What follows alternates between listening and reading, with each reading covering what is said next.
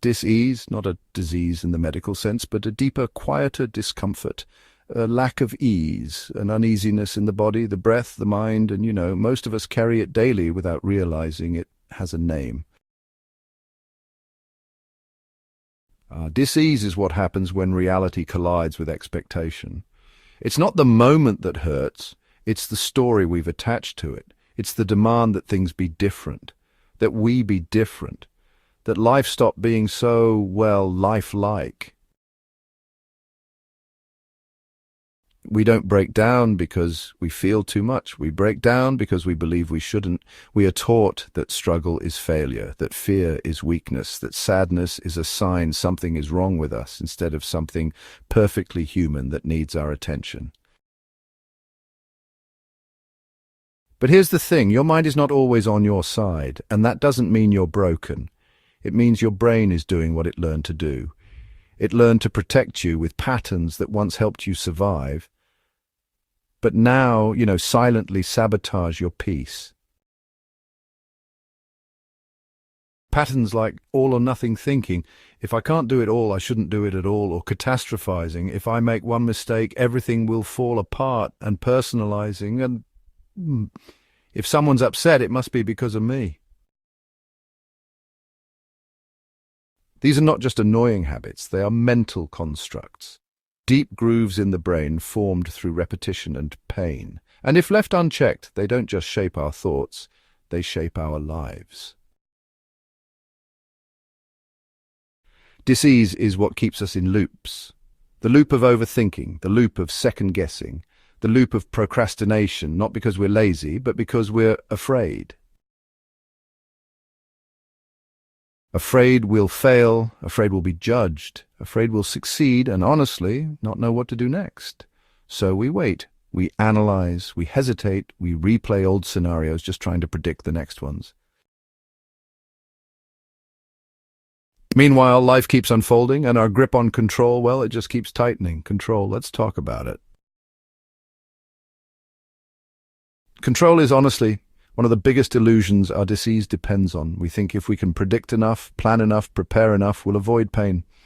But control doesn't prevent pain. It often actually just prolongs it. Because when things inevitably go off script, as they always do, our fragile sense of safety collapses. And that collapse feels like failure. Not because we did something wrong, but because we were never taught that uncertainty is natural.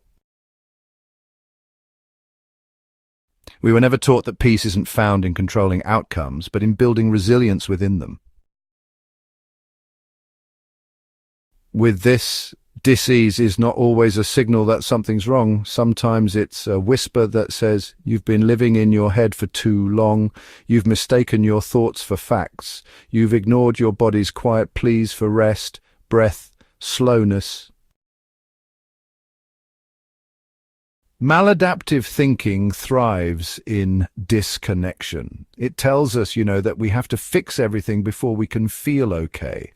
But what if the answer is actually smaller than that? What if you don't have to fix everything? What if you just need to come back to now? To one breath, to one task, to one truth, I can be overwhelmed and still take one step. Let's break this down even further, because healing isn't abstract, it's practical.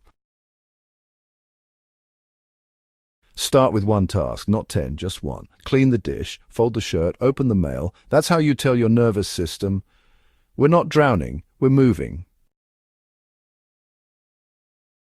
Schedule your meals, yes, even if they're small, even if they're imperfect, because food isn't just fuel, it's regulation, it's structure, it's an anchor.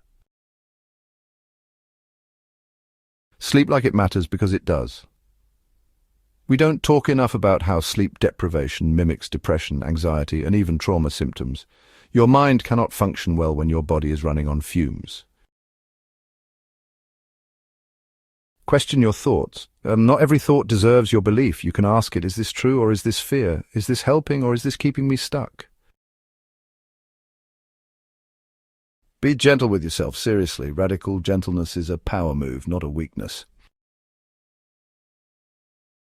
Dis-ease is real, but it's not permanent. It's the side effect of believing you have to do it all, feel it all, fix it all alone immediately, perfectly. You don't. You're allowed to feel like a mess and still move forward. You're allowed to notice your dis-ease without identifying with it.